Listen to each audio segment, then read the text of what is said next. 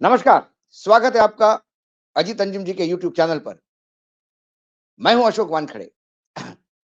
नमस्कार, स्वागत है आपका अजीत अंजुम जी के यूट्यूब चैनल पर। मैं हूं अशोक वानखड़े। मैं शिबू सोरेन का बेटा हूं। संघर्ष हमारे खून में है और संघर्ष करेंगे, लड़ेंगे और जीतेंगे। ये बात कही हेमंत सोरेन ने, जो कल तक झारखंड के मुख्यमंत्री थे। उन्होंने इस्तीफा दिया क्योंकि ईडी ने देर रात शाम को जब कोर्ट वगैरह सब बंद हो गए तो उनको अरेस्ट किया। आज उनकी पेशी है। हम बहुत दिनों से कह रहे थे, इस देश के दो मुख्यमंत्री रडार पे हैं, अरविंद केजरीवाल और हेमंत सोरेन। हेमंत सोरेन तो जेल में चले गए, मतलब वो अरेस्ट हो गए। अब केजरीवाल जी का नंबर है। उधर एक डिप्टी चीफ मिनिस्टर थे, जो संयोग से डिप्टी चीफ मिनिस्टर रहे नहीं, तेजस्वी यादव। उधर यदि मैं पश्चिम की बात करूं तो फिर महाराष्ट्र में अजित पवार के नाती रोहित पवार, उद्धव ठाकरे के बेटे आदित्य ठाकरे। दूर दक्षिण में यदि बात करूं तो फिर तमिलनाडु में स्टैलिन का कुनबा, बिहार में लालू लालू का कुनबा, थोड़ा पूर्व की तरफ जाऊं तो बंगाल, ममता का भतीजा। ये सारे लोग लगातार दबाव में हैं। जो दबाव से टूटता है वो सरकार के साथ हो जाता है। अजित पवार टूटे, 7 हो गए। शिंदे टूटे, 7 हो गए। दबाव में नीतीश कुमार टूटे, 7 हो गए। जो साथ नहीं वो भ्रष्ट है, जो साथ नहीं वो जेल में है। 2014 से हमारे देश की राजनीति ने नया मोड़ लिया, जहां यदि आप मोदी जी के साथ में नहीं है तो आप जेल में हैं। आप भ्रष्ट हो ना हो इसका कोई मायना नहीं है। आप भ्रष्ट होने के बाद भी उप मुख्यमंत्री और मुख्यमंत्री बन सकते हैं। शर्त एक ही है, मोदी का साथ देना होगा। और यदि मोदी का साथ आप नहीं देते तो चाहे आपके आरोप सही हो गलत हो, आप जेल में होंगे। क्योंकि ईडी के प्रकोप से कुछ दिनों के लिए तो जेल जाना ही पड़ता है। ईडी के कानून ही ऐसे बने हैं। हेमंत सोरेन शायद पहले मुख्यमंत्री है और पहले ऐसे आरोपी नेता है जिन्होंने ईडी के अरेस्ट के पहले एक वीडियो जारी किया। सुनिए ये वीडियो, क्या कहते हैं हेमंत सोरेन। साथियों जोहार। आज मुझे ईडी गिरफ्तार करने आई है। दिन भर हमसे पूछताछ करने के बाद, समय बिताने के बाद सुनियोजित ढंग से मुझे गिरफ्तार करने का उन लोगों ने फैसला सुनाया। और किस विषय पर? ऐसे विषय पर जो चीजें मुझसे जुड़ी ही नहीं है। मुझ पर 8.5 एकड़ जमीन का मालिक होने का इनका दावा है और भूयारी जमीन किया, जो जमीन कभी बिकती ही नहीं और कहीं सबूत नहीं मिला। दिल्ली में भी इन लोगों ने छापे मारकर हमारी जो छवि खराब करने की कोशिश की और आज अंतोगत्वा ये सुनियोजित तरीके से दिन भर ये योजनाबद्ध तरीके से आए, समय काटे और उनको पता है कि शाम के वक्त कोर्ट कचहरी बंद हो जाता है और उन लोगों ने अपने योजना के अनुसार मुझे अरेस्ट करने का निर्णय हमें सुनाया। मैं कोर्ट के निर्णय पर बिल्कुल सर्वमान्य के साथ उसका सम्मान करता हूं। अभी मैं कोर्ट में जा रहा हूं, लेकिन मुझे नहीं लगता है कि मुझे इतना वक्त मिलेगा, क्योंकि आपको पता है कि व्यवस्थाएं देश के अंदर किस तरीके से चलती हैं। आज एक लोकप्रिय सरकार, एक आदिवासी अपने ताकत के बल पर जीतकर सरकार बनाकर राज्य की जनता का सेवा कर रहा था। आज लगता है ये वक्त अब मेरे लिए खत्म हो रहा है। अब एक नई लड़ाई हमें लड़नी पड़ेगी, ऐसे सामंती विचारों के साथ और ऐसे तंत्रों के साथ जो निर्दोष लोगों को, गरीब, निरीह, आदिवासी, दलित, पिछड़ों के ऊपर जो अत्याचार करते हैं, उनको मजबूत भी करेंगे और उनके लिए संघर्ष भी करेंगे। आज मुझे संभवतः ये लोग अपने कब्जे में ले लेंगे, मुझे उसका चिंता नहीं। शिबू सोरेन का मैं बेटा हूं। संघर्ष हमारे खून में है और संघर्ष करेंगे, लड़ेंगे, जीतेंगे भी। और जिस मंसूबे के साथ आज मुझे अरेस्ट करने का इन लोगों ने निर्णय लिया है, और आपको हम बता दें, बड़ा आश्चर्य की बात है, अभी मैंने जिस जमीन को लेकर उन्होंने मुझ पर आरोप लगाए और मुझे अरेस्ट कर रहे हैं, जहां पर दूर दूर तक मेरा कोई भी नाम कहीं से नहीं, बल्कि जो लोग जाली कागज बनाकर और जिनके फर्जी शिकायत के आधार पर मुझे आज गिरफ्तार करने का एक षड्यंत्र रचकर ये कामयाब हो रहे हैं। और मुझे पूरा विश्वास है आज नहीं कल सत्य की विजय होगी। हेमंत सोरेन के घर दिल्ली में छापेमारी हुई, कुछ कैश पकड़ी गई, गाड़ियां जब्त होगी, लेकिन हेमंत जी का कहना है कि वो मेरी नहीं है। क्या एजेंसियां ये चीज रख के भी करती है? और यदि सरकार को, विपक्ष को घेरना है, तो फिर सरकार ऐसे हथकंडे अपनाती है। ये गुहार तो उन बच्चों ने भी लगाई जो बच्चे पार्लियामेंट के वेल में कूद गए थे, बेरोजगारी और महंगाई का रोना रोते हुए, लेकिन उनसे खाली कागजों पे साइन किए गए। उन्हें दबाव डाला जा रहा है कि वो इस बात को कबूले कि विपक्ष के बड़े नेताओं के साथ उनके डायरेक्ट संबंध है। ये बात उन्होंने कोर्ट में कही, कोर्ट ने दिल्ली पुलिस को नोटिस दी। पूरे देश में अफरा तफरी का माहौल है। ईडी, सीबीआई और इनकम टैक्स पूर्ण रूप से अपना काम कर रही है, और मानो वो किस तरह का काम कर रही है, तो वो एक भारतीय जनता पार्टी का सेल बन के काम कर रही है। और ये आ, मैं नहीं कर रहा हूं। विपक्ष के तमाम नेता जो हेमंत सोरेन के अरेस्ट होने पर रिएक्ट हुए, उन्होंने जिस हिसाब से ट्वीट किए, उनकी ट्वीट की भाषा मैं आपको बता दूं तो करीब करीब वही भाषा है। और जो लोग कहते हैं कि इंडिया गठबंधन टूट गया, वो इंडिया गठबंधन कहीं ना कहीं इसी ट्वीट के माध्यम से सामने भी आता है। Rahul Gandhi, ED, CBI, IT आदि अब सरकारी एजेंसियां नहीं रही। अब यह भाजपा का विपक्ष मिटाओ सेल बन चुकी है। खुद भ्रष्टाचार में डूबी भाजपा सत्ता की सनक में लोकतंत्र को तबाह करने का अभियान चला रही है। राहुल गांधी, अखिलेश यादव, झारखंड झुकेगा नहीं। झारखंड में भाजपा का आदिवासी विरोधी चेहरा सामने आ रहा है। झारखंड के साहसी योद्धा श्री हेमंत सोरेन जी भाजपा के आदिवासियों के क्षेत्र की रक्षा के लिए सदैव वचनबद्ध रहे हैं। भाजपाई भ्रष्ट राजनीतिज्ञों व पूंजीपतियों के सामने इसलिए दीवार बन के खड़े रहे, यानी भाजपाइयों के जो उद्योगपति है उनके सामने दीवार बन के खड़े रहे हेमंत सोरेन, जिससे झारखंड के शोषण को बचाया जा सके। इसलिए उनके साथ ऐसा बुरा व्यवहार किया जा रहा है। ये झारखंड के जनमत का अपमान है। इसलिए हर झारखंड निवासी इस बार भाजपा के खिलाफ वोट डालेगा। लंबा चौड़ा ट्वीट यानी एक्स पे दिखा है प्लेटफॉर्म पे अखिलेश यादव ने।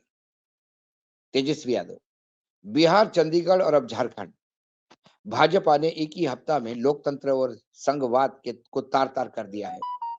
चुनावी हार के डर से जांच एजेंसियों की निष्पक्षता खत्म कर एजेंसियों को बीजेपी का प्रकोष्ठ बनाकर केंद्र सरकार क्या क्या कर रही है, अब यह बात किसी से छुपी नहीं। अहंकार से चूर भाजपा की हिकड़ी अब जनता तोड़ेगी। राजद हेमंत सोरेन जी के साथ खड़ी है। ये तमाम जो ट्वीट है, ये ट्वीट इस तरह भी इंडिकेट करते हैं कि बार बार भले ही नीतीश कुमार को अपने पाले में बिठाने के बाद इंडिया गठबंधन पूर्ण रूप से तार तार हो गया और समाप्त हो गया, इस बात का विलाप करने वाले सत्ता पक्ष और अंधभक्त शायद इस ट्वीट से उनकी आंखों से पर्दा हट जाएगा। हेमंत सोरेन के साथ पूरे देश का विपक्ष खड़ा है। हेमंत सोरेन भले ही छोटे राज्य के मुख्यमंत्री हो, आदिवासी कम्युनिटी से आते हो, लेकिन उन्होंने दिखा दिया कि वाकई वो संघर्ष की उपज है।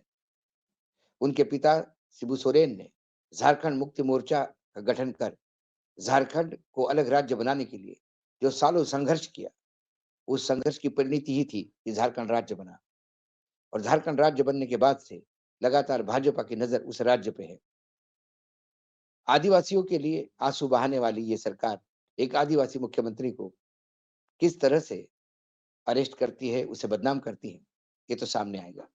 हम ये इसलिए कह रहे हैं क्योंकि इसके पहले महाराष्ट्र के मुख्यमंत्री, महाराष्ट्र के गृह मंत्री अनिल देशमुख को ऐसा ही ईडी ने, सीबीआई ने, आईटी ने बदनाम करते हुए 1 से 1.5 साल जेल में रखा। उसके बाद जब जमानत हुई, तो जमानत के निर्णय में न्यायाधीश ने ये कहा कि इन पे तो ईडी का केस ही नहीं बनता। 100 करोड़ का आरोप लगाया, 7 करोड़ का इन्वेस्टिगेशन किया और चार्जशीट में 1 करोड़ 40 लाख का जिक्र है। ये ED, BJP, income tax, CBI इनकी रणनीति होती है। जब छत्तीसगढ़ में चुनाव थे, तो एकाएक एक एफिडेविट सामने आता है, जो उस मुख्यमंत्री को यानी बघेल साहब को छत्तीसगढ़ के 500 करोड़ रुपए देने का दावा करता है। वो एफिडेविट देने वाला कोर्ट में कहता है कि साहब मुझे तो जिस भाषा में लिखा है उसमें तो भाषा ही नहीं आती। मैं तो अंग्रेजी जानता भी नहीं। वो गुहार लगाता है कि साहब डिक्की में कैसे पैसे रखे गए, ये आप सीसीटीवी फुटेज होटल का देख लीजिए, आपको मिल जाएगा। वो गुहार लगाता है कि मुझ पे प्रेशर था कि आप इनका नाम लो, मुख्यमंत्री बघेल का, मैंने मना किया, तो भी एफिडेविट में नाम आया। और वो एफिडेविट प्रेस रिलीज द्वारा रिलीज करता है ईडी, और फिर गृह मंत्री देश के प्रधानमंत्री लगातार चुनाव में उसका उपयोग करते हैं। कहाँ गया 500 करोड़ का वो एफिडेविट? ऐसा ही राजस्थान में एक लाल डायरी का मसला सामने आया। प्रधानमंत्री लगातार लाल डायरी करके भ्रष्टाचार का एक बहुत बड़ा पुलिंदा उनके पास है, ये बात करते थे। और अशोक गहलोत की सरकार को घेरने का प्रयास करते थे, खासकर अशोक गहलोत के परिवार को। वो लाल डायरी कहाँ है, किसी को पता नहीं। ऐसे ही झूठ, फरेब और इसके सहारे चुनाव जीते जाते हैं। और किसी भी राजनेता की क्रेडिबिलिटी खत्म करने के लिए पहले ईडी, सीबीआई की रेड होती है, वहां से प्रेस स्टेटमेंट इशू होता है। बहुत सारी बातें उस स्टेटमेंट में होती है जिससे लगता है कि नेता महानतम भ्रष्ट है। और उसके बाद जब वो निर्णायक स्थिति में पहुंचती है केस, तो पता पड़ता है ऐसा तो कुछ था ही नहीं। ऐसा ही यदि कुछ लोग ये कहते हैं कि जो भ्रष्टाचार की लड़ाई लड़ रहे हैं, उन्हें बिल्कुल जेल में जाना होगा। हम भी, खासकर अजीत अंजुम जी के इस यूट्यूब प्लेटफॉर्म पे, कभी भी भ्रष्टाचार के लिए समर्थन नहीं करते। भ्रष्टाचार वो दिमक है जो देश को खा रही है सालों से। आजादी से लेके आज तक 2024 की जब क्षण में आपसे बात कर रहा हूँ, भ्रष्टाचार चरम पे है। लेकिन भ्रष्टाचार के नाम पे आप विपक्ष को समाप्त भी नहीं कर सकते, क्योंकि यदि ये लड़ाई भ्रष्टाचार की है, तो फिर भ्रष्ट लोग आपके साथ आके मंत्री कैसे बनते, ये सवाल है। क्या अजित पवार के 17,000 करोड़ के भ्रष्टाचार पर प्रधानमंत्री ने हमला नहीं किया था? 4 दिन बाद वही अजित पवार उन्हीं के सरकार में उप मुख्यमंत्री कैसे बनते, ये सवाल है। नारायण राणे के खिलाफ क्या कागज लेकर पूरे 1 दिन के विधानसभा सत्र बर्बाद नहीं किया था देवेंद्र फडणवीस ने? वो कागज यदि असली थे, तो फिर नारायण राणे केंद्र में मंत्री कैसे बने? छगन भुजबल 800 करोड़ का केस है, उसके बाद भी मंत्री बनते हैं, कैसे बनते हैं? हेमंत बिस्व शर्मा, क्या चिटफंड कंपनी का उनके ऊपर आरोप नहीं था? क्या इसी भारतीय जनता पार्टी ने पूरा आसाम सर पे नहीं लिया था हेमंत सोरेन को हेमंत बिस्व शर्मा को अरेस्ट करने के लिए? लेकिन आज हेमंत उनके मुख्यमंत्री है। तो ये भ्रष्टाचार की लड़ाई नहीं, ये विपक्ष को समाप्त करने की लड़ाई है। और यदि विपक्ष समाप्त होता है, तो फिर बिना विपक्ष का लोकतंत्र एक तानाशाही प्रवृत्ति का लोकतंत्र होगा। जहाँ विपक्ष ही नहीं होगा, तो ये निरंकुश मदमस्त हाथी फिर संविधान को भी रगड़ेगा और फिर इस देश के लोगों के सपने, क्योंकि वो फिर एक ही इंसान का सपना पूरा करने में लगा रहेगा, जो अपनी विम्स पे, जो अपनी खुन्नस पे, जो अपनी सोच से इस देश को अपने तरीके से चलाना चाहता है, जो लोकतंत्र में हो नहीं सकता। इसलिए आज भी कई लोग हैं, हेमंत सोरेन जैसे है, लालू का परिवार है। भले ही लालू पे दसों भ्रष्टाचार के आरोप है, लेकिन लालू ने आज तक सत्ता पक्ष के साथ कॉम्प्रोमाइज नहीं किया, हाथ मिलाने वाली बात नहीं की, क्योंकि जिनने हाथ मिलाया उनका राजनीतिक अस्तित्व भी इसी भाजपाइयों ने समाप्त कर दिया। फिर चाहे केसीआर हो, फिर चाहे मायावती जी हो, या फिर नीतीश कुमार हो, या फिर अजित पवार हो, या फिर एकनाथ शिंदे हो। ये तमाम लोग भाजपा के साथ आ तो गए हैं, लेकिन इनके भविष्य पे खुद एक बड़ा प्रश्न चिन्ह लगा हुआ है। ईडी, इनकम टैक्स और सीबीआई, इनका प्रकोप जारी रहेगा। जैसे-जैसे 2024 के चुनाव नजदीक आएंगे, वैसे-वैसे विपक्ष के तमाम बड़े नाम सलाखों के पीछे होंगे, क्योंकि ये सरकार अपने बलबूते पे चुनाव लड़ने में अक्षम है, ये बार-बार रेखांकित कर चुकी है। इस सरकार का विकास का नारा ढकोसला है, इस सरकार के आंकड़े फर्जी है, ये सरकार जानती है कि इतना फर्जीवाड़ा इन्होंने किया है, लेकिन जब स्वयं फर्जीवाड़ा करके स्वयं जानते हैं, तो फिर 2024 बहुत दूर की कौड़ी लगती है। और 2024 जीतने के लिए आपको एक ही काम करना होगा, आपको विपक्ष समाप्त करना होगा। जब विपक्ष ही नहीं रहेगा, तो चुनाव वन साइडेड होगा।